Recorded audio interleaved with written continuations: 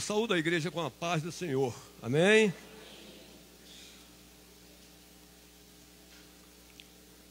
Irmãos, vamos abrir as nossas Bíblias em 2 aos Tessalonicenses, capítulo 1.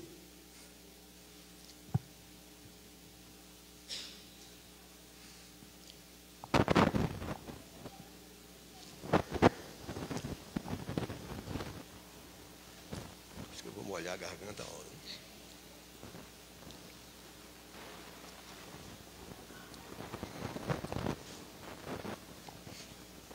Amém? Capítulo 1, do versículo 3, que nos diz: sempre devemos, irmãos, dar graças a Deus por vós, como é de razão, porque a vossa fé cresce muitíssimo, e a caridade de cada um de vós aumenta de uns para com os outros, de maneira que nós mesmos nos gloriamos de vós nas igrejas de Deus, por causa da vossa paciência e fé, e em todas as vossas perseguições e aflições que suportais. Prova clara do justo juízo de Deus, para que sejais havidos por dignos do reino de Deus, pelo qual também padeceis. Se de fato é justo diante de Deus, que dê em paga a tribulação aos que vos atribulam. E a vós que sois atribulados, descanso conosco, quando se manifestar o Senhor Jesus desde o céu, com os anjos do seu poder, como labareda de fogo, tomando vingança dos que não conhecem a Deus e dos que não obedecem ao Evangelho de nosso Senhor Jesus Cristo, os quais por castigo padecerão eterna perdição ante a face do Senhor e a glória do seu poder, quando vier para ser glorificado nos seus santos e para se fazer admirável naquele dia, e todos os que creem, porquanto o nosso testemunho foi crido entre vós. Pai querido, aí está a tua palavra, que eu diminua, que tu cresça. Mais uma vez eu me encontro aqui com temor e tremor, porque aqui é a tua palavra, é a revelação da tua palavra. Como diz o teu servo, confronta-nos com a tua palavra. Todos querem ser alimentados, e eu também preciso. O Senhor sabe, sou dependente, e todos que estão aqui são dependentes. O Senhor tem toda a liberdade, através do seu Espírito, de falar e revelar aquilo que deve ser falado, em nome de Jesus. Irmãos, a alegria daquele que abre um trabalho, que funda o trabalho, que começa a evangelizar e abre um trabalho, funda uma igreja, a alegria dele é ver as notícias que vêm de lá. Ele sempre está preocupado, sempre está procurando ver as notícias para ver como vai. E quando a coisa vai bem, ele se alegra muito. Paulo escreve essa carta de 51 a 52 depois de Cristo. Ele estava acompanhado de Timóteo e Silas. E havia uma dúvida na igreja de Tessalonicense, porque alguns irmãos diziam: se Cristo vier, se morrermos antes de Cristo vir, o que vai acontecer? Outros pensavam que não ia morrer até a vinda de Cristo, e não era isso que estava acontecendo. E no capítulo 5 da primeira carta, no capítulo 4 do versículo 13, Paulo diz: não quero, porém, irmãos, que sejais ignorantes acerca dos que já dormem, para que não vos entristeçais como os demais, que não têm esperança. E ele em seguida diz: porque se cremos que Jesus morreu e ressuscitou, assim também aos que em Jesus dormem, Deus os tornará a trazer com ele. Havia muitos que diziam na igreja também, alguns ensinadores, que a ressurreição já tinha acontecido. E eles estavam preocupados, muitos não fazendo mais nada, dentro da casa, com a cara para cima, reunidos numa casa só, e sempre sobrava para um. Se reunia aquela ruma de crentes e sempre sobrava na casa de um, ficava ali, tomava café, almoçava.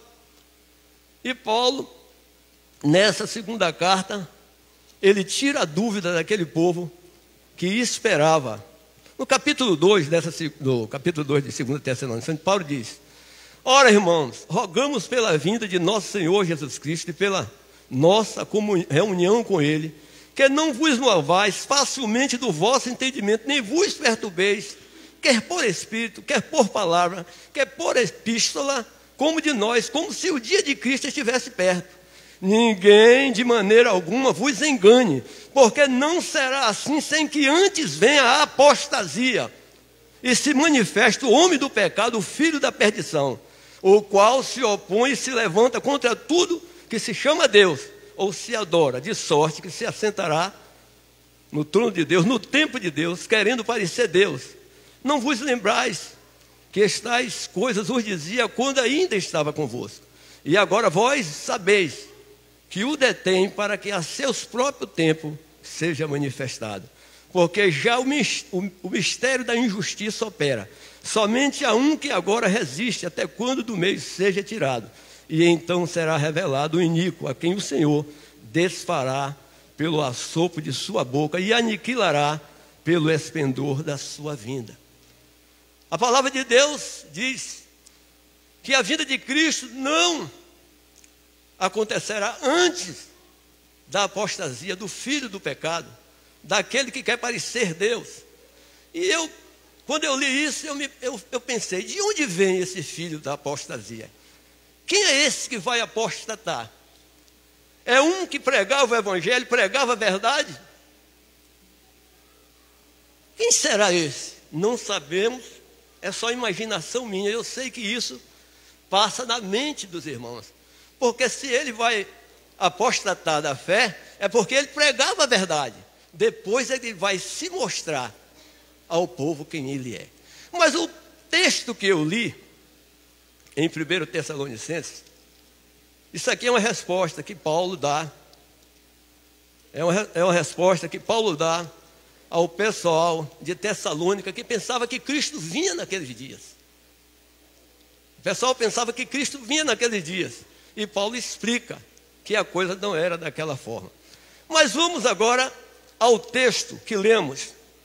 Paulo diz no versículo 3: sempre devemos, irmão, dar graças a Deus por vós, como é de razão, porque a vossa fé cresce muitíssimo e a caridade de cada um de vós aumenta de uns para com os outros.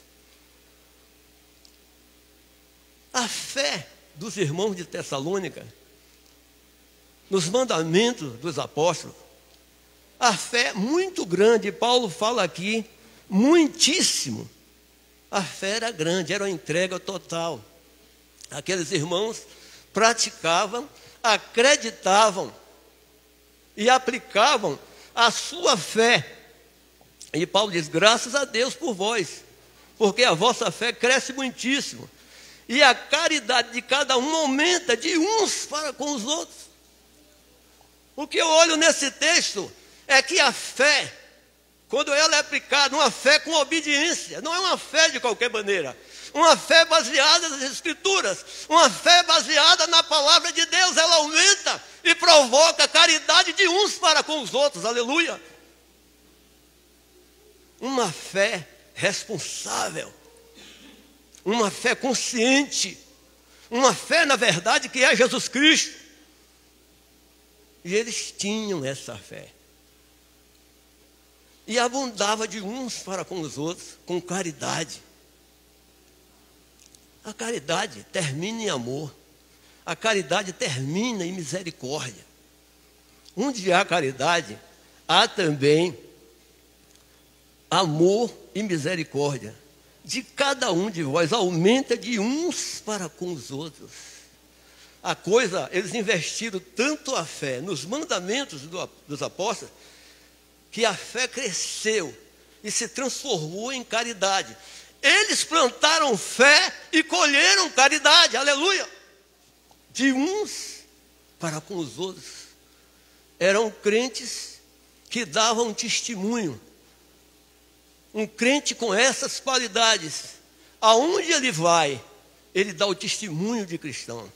Aonde ele vai, ele é olhado de uma forma especial. E Paulo diz aqui no versículo 4, de maneira que nós mesmos nos gloriamos de vós nas igrejas de Deus, por causa da vossa paciência e fé, e em todas as vossas perseguições e aflições que suportava.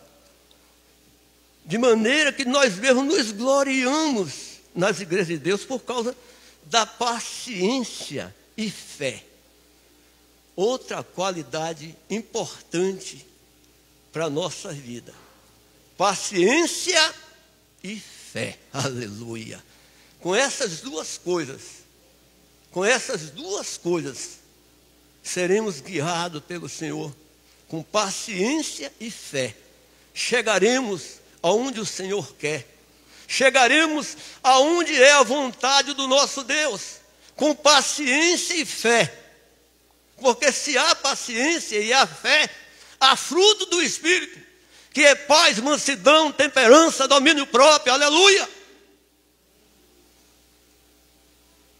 Onde há paciência e fé, perseverança, os frutos do Espírito, que nós precisamos tanto, a paz, a mansidão. Aquele que tem a paciência, ele está sempre pronto para ouvir e tardio no falar. Sempre o que dizem, sempre pronto para ouvir e tardio no falar. Isso faz parte da paciência. Ele se interessa mais de ouvir, ele fala por último. Paciência e fé. Isso vem provocado pelos frutos do Espírito, que também nos dá a mansidão, também nos dá a temperança, que nos dá o domínio próprio. Aquele que tem essas qualidades, ele pensa muito bem na hora de falar. E ele fala por último. Ele pensa muito bem na hora de falar, ele medita, ele analisa. E sempre a resposta dele é certa, porque é guiada pelo Espírito de Deus, porque ele tem os frutos do Espírito, aleluia. Quem tem essas qualidades, quem tem os frutos do Espírito, normalmente são pessoas que é muito procurada para dar conselho, para orientar. Irmãos, procura ele para desabafar seus problemas, pede oração. Sempre alguém está procurando, tanto crente como não crente, está procurando aquele irmão para pedir oração, para pedir orientação de alguma coisa. Por quê? Porque ele tem os frutos do Espírito, ele tem a paz, ele tem a mansidão, ele tem a temperança, ele tem o domínio próprio. Ele sempre é o procurado. E ele está sempre dando conselho, aleluia. Ele está sempre orientando, está sempre aconselhando. E esta qualidade, irmãos, existia na igreja de Tessalônica. Os irmãos investiram na fé. Eles acreditaram no que o apóstolo pregou, no que Paulo, Silas e Timóteo pregou. Eles acreditaram. Uma fé que crescia muitíssimo. De maneira que nós mesmos nos gloriamos de vós nas igrejas de Deus. Paulo tinha satisfação em outras igrejas quando chegava de falar de Tessalônica. Porque ele abriu aquele trabalho. Não tem coisa melhor do que quando você vai no lugar, abre um trabalho, semeia e depois você pode colher. Você vê dar frutos. Não tem coisa mais agradável do que isso. E ele fala de uma forma especial da igreja de Tessalônica, dos tessalonicenses, aleluia. Por causa da vossa fé e paciência em todas as vossas perseguições.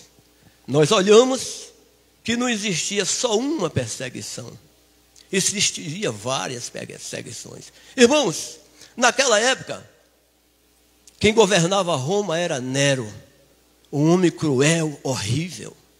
Ele pegava cristãos e sentava em cima de uma estaca. Imagine bem, ele fazia isso. Era horrível, tenebroso. amarrava os cristãos, começava a queimar debaixo dos pés. Segundo o que sabemos, que mais tarde foi ele que mandou tirar a vida de Paulo, crucificar a Pedro. Segundo dizem que Pedro não aceitou, eu não aceito ser crucificado como meu Senhor, e foi crucificado de cabeça para baixo. As perseguições eram grandes, e esse Nero era horrível, mas Paulo se admira de ver, né? Por causa da vossa paciência e fé em todas as vossas perseguições. Vindo a perseguição, quando se vem o equilíbrio, quando se perde o equilíbrio na perseguição, vem a aflição. Quando a perseguição vem, que nós temos equilíbrio, estamos preparados em Cristo, não vem a aflição, a gente sente, mas anda de cabeça erguida, porque sabemos que o Senhor está conosco, que a palavra do Senhor é quem nos sustenta, aleluia. A perseguição vem, os desertos vêm em nossas vidas, os desertos vêm, mas a gente não deixa chegar na aflição, aleluia. O Senhor não deixa. O Senhor está conosco, o Senhor está presente todos os dias. É o que Jesus disse, lá em Mateus 28, 20, quando eles encontram com os discípulos. Eis que eu estou convosco todos os dias, até a consumação dos séculos. E nós, nos dias de hoje, temos sentido a presença do Senhor. Temos sentido que o Senhor tem cumprido a sua palavra. O Senhor tem estado presente conosco. O Senhor tem nos acompanhado, tem andado conosco, tem nos livrado das perseguições, tem nos livrado do mal, tem nos alimentado, tem nos vestido, tem nos dado casa para morar, porque Ele é maravilhoso e Ele cumpre a palavra dEle. Aleluia! Ele cumpre a palavra dEle. Eu estarei convosco todos os dias, até a consumação dos séculos, oh, aleluia. Então, os irmãos de Tessalônica, eles tinham paciência e fé, paciência e fé. Irmãos, nessa caminhada da vida que nós vamos daqui para frente, passamos 19, 20, 21, e daqui para frente, precisamos ter paciência e fé. Sabe para quê? Para não entrarmos em aflição. Para não entrarmos em aflição. Precisamos ter paciência e fé. E precisamos também mostrar isso para os nossos filhos. Eles precisam ver isso, porque eles vão viver esse tempo presente. A gente tem que se preparar e preparar os filhos para encarar o mundo. Nós preparamos os filhos para o mundo. Ele vai ter que encarar o mundo. E ele precisa de paciência e fé. Ele precisa aprender com o pai e a mãe a ter paciência e fé para não andar em aflição. Andai coxa marra subitorra nagafá. Rei quando minefaço e demais. Aflições que suportais. Os irmãos de Tessalônica não viviam chorando pelos cantos. Eu não aguento mais. Nero está perseguindo assim. Nero... Não. Eles suportavam a aflição. Irmãos, teve alguém que fez isso, que suportou. Teve alguém que suportou a cruz do Calvário. Teve alguém que foi à cruz e foi morto com requintes de crueldade. Alguém que foi morto na cruz com requintes de crueldade, levando os nossos pecados. E nós somos assim. Qualquer coisa a gente incha, qualquer coisa a gente se zanga. Não queremos sofrer de maneira nenhuma. Não queremos não. Eu não aguento mais. E faz aquele pererê todo. Mas os irmãos de Tessalônica não entraram em aflição. Paciência e fé. Paciência e fé eles tinham. Essas qualidades são maravilhosas para os nossos dias. O versículo, devemos Irmãos, dar graças a Deus por vós, como de razão, porque a vossa fé cresce muitíssimo. A fé deles não era pequena. Mas Paulo não está dizendo que não era aquela fé de cego ver, surdo ouvir, mudo falar, aleijado andar na igreja, não. Era fé nas perseguições. Fé nas perseguições. Quinta-feira atrasada eu falei sobre os mistérios de Deus. Aquilo que Deus nos dá, Ele revela, fala e nos dá. E eu falei ali, da mesma forma que estou aqui, cheio da unção do Espírito de Deus. E eu falei que as bênçãos iriam, Rabacanta Nagasébia. E quando foi 3 dias ou 4 depois, a bênção chegou. Aleluia! Oh, glória a Deus! Aleluia, Senhor! 3 ou 4 dias, a notícia veio. A bênção chegou. Nagafasu, Nerraçu, Idemar, Ramagasu, Idemar, Arabarras. É preciso paciência e fé na luta, nas aflições, no dia a dia. Os irmãos estão vendo aí. A Omicron está aí. A Omicron está aí. Começando a crescer de novo. O corpo só quer festa, só quer pular e só quer dançar. Nós temos que estar preparados, porque nós somos um povo diferente.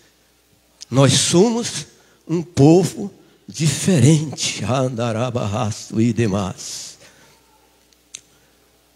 O versículo 5 nos diz: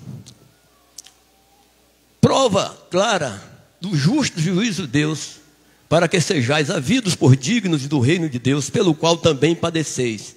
Se de fato é justo diante de Deus que dê em paga tribulação aos que vos atribulam, e a vós que sois atribulados, descanso conosco, quando se manifestar o Senhor Jesus Cristo desde o céu com os seus anjos. Aleluia!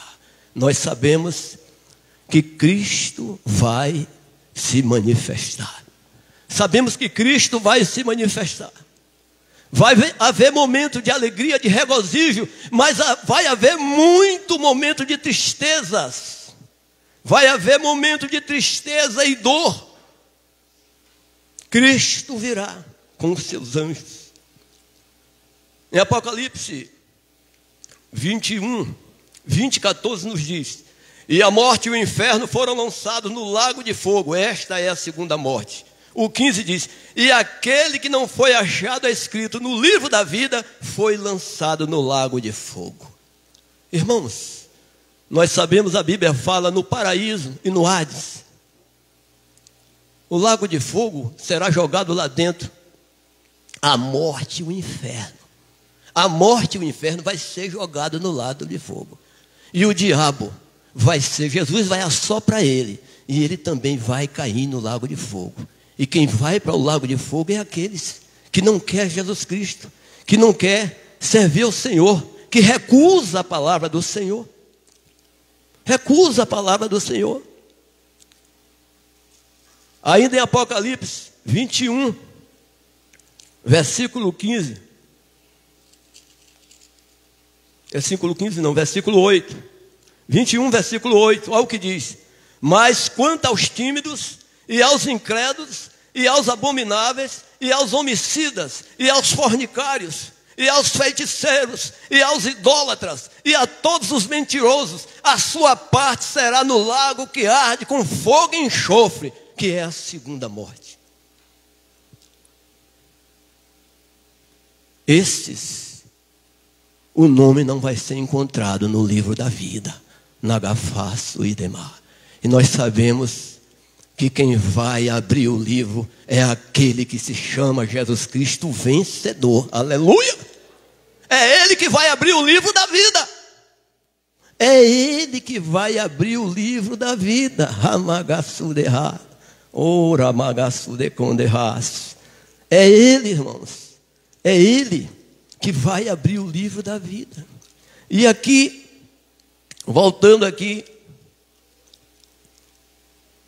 o versículo 6 diz: se de fato é justo diante de Deus que dê em paga a tribulação os que vos atribulam, aqueles que nos atribulam, um dia vão ser atribulados. E a vós que sois atribulados, descanso conosco, quando se manifestar o Senhor Jesus, desde o céu, com os seus anjos do seu poder. Aleluia! E nós vimos, em 1 Tessalonicenses, no capítulo 4, que diz assim, versículo 15, dizemos, pois isto pela palavra do Senhor, que nós, os que ficarmos vivos para a vinda do Senhor, não precederemos os que dormem, porque o mesmo Senhor descerá do céu com alarido, com arcanjo, a voz de arcanjo, com a trombeta de Deus, e os que morreram em Cristo ressuscitarão primeiro. Depois nós, os que ficarmos vivos, seremos arrebatados, juntamente com ele nas nuvens, a encontrar o Senhor nos ares, e assim estaremos sempre com o Senhor. Aleluia! Nós falamos do lado triste.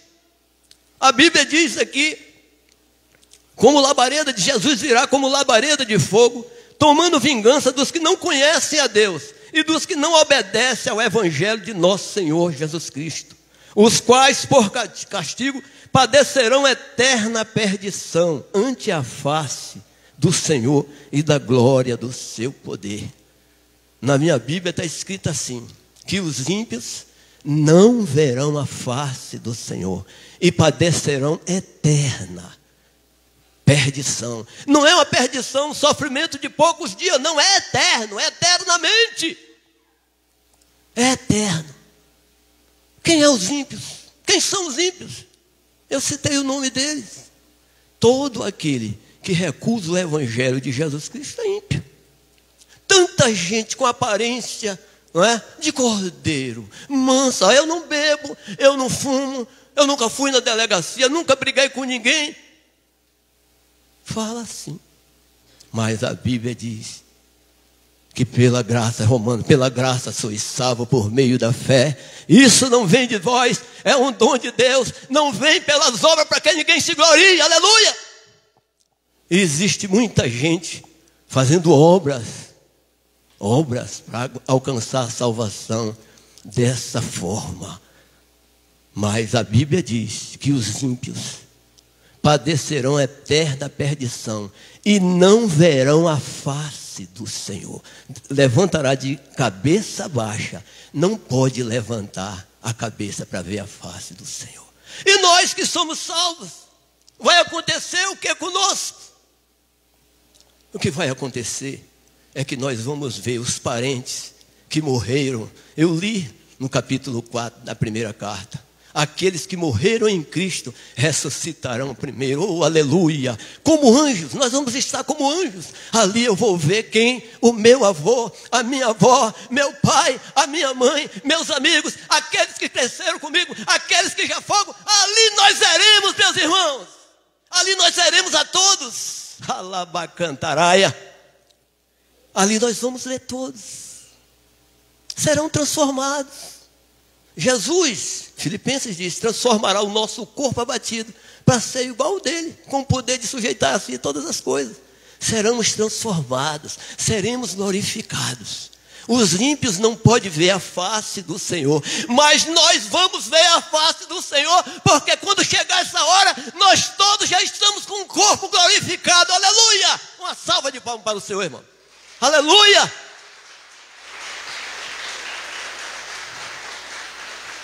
Quando chegar nesse momento, meu irmão, quando chegar nesse momento, nós vamos olhar a face de Jesus e dizer: Senhor, oh Senhor, muito obrigado por essa tão grande salvação.